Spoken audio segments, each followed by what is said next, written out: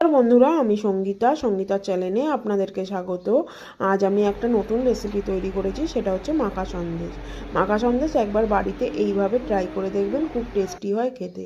তার আগে বলছি, ইউটিউব থেকে যারা দেখছেন আমার চ্যানেলটা সাবস্ক্রাইব করে দেবেন, পাশে বেল আইকনটি টিপে দেবেন। আমি এখানে 1 লিটার দুধ নিয়েছি। দুধটাকে ভালোভাবে জাল দিয়ে নেবো যতক্ষণ না বলক না আসবে।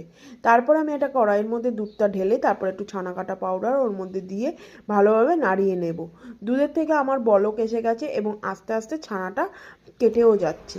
তো আমার ছানাটা পুরোপুরি কেটে গেছে। এবার আমি একটুখানি ভালোভাবে নাড়াচাড়া করে নেব।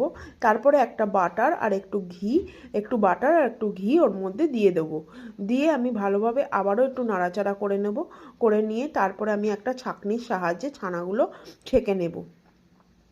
ভালোভাবে ছেঁকে নেব। তারপর আমি কড়াইতে একটুখানি ঘি দেবো। ঘি দিয়ে ছানাটা ওর মধ্যে দিয়ে দেবো।